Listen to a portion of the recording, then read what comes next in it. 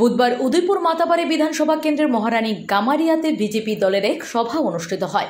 উপস্থিত ছিলেন বিজেপি দলের পশ্চিম ত্রিপুরা আসনের প্রার্থী বিপ্লব কুমার দেব, তিপ্রামথা দলের প্রদ্যুৎ কুমার দেববর্মন, এলাকার বিধায়ক অভিষেক দেবরায় সহ দলের নেতৃত্বরা বলেন, এবার লোকসভা নির্বাচনে বিজেপি দল আবারও মোদীজির নেতৃত্বে বিজেপি জোট 400 আসন নিয়ে ক্ষমতায় আসবে।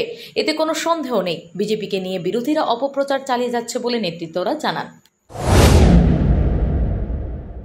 টানা মুখ্যমন্ত্রী আপনি, 20 বছরের টানা মুখ্যমন্ত্রী আপনি, 25 বছরের টানা সরকার, আপনি একবারও আপনার মুখে সংবিধানের নাম শোনা যায় না, একবারও ভারতের নাম শোনা যায় না, একবারও রাষ্ট্রপ্রেমের কথা শোনা যায় না, একবারও ভারতের সেনাবাহিনীর কথা শোনা যায় না। আর এখন আপনি সংবিধান বাঁচানোর জন্য, ভারতকে বাঁচানোর জন্য আপনি কংগ্রেসের হাত ধরছেন। যে হাত আপনি বলতেন এই কালো হাত ভেঙে দেব, ঘুরিয়ে দেব।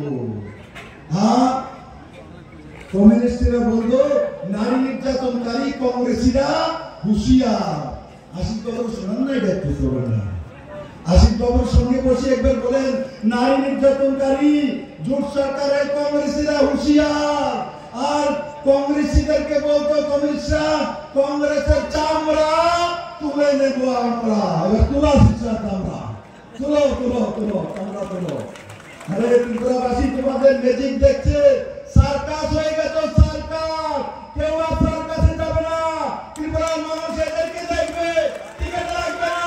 যাও এদের ফটো দেখো, সার্কাসের মতো হয়ে গেছে মানিক বাবু। এই ত্রিপুরা রাজ্যের মানুষ মাফ করবে আপনাদেরকে। Bureau report, S Bharat live 24 hours.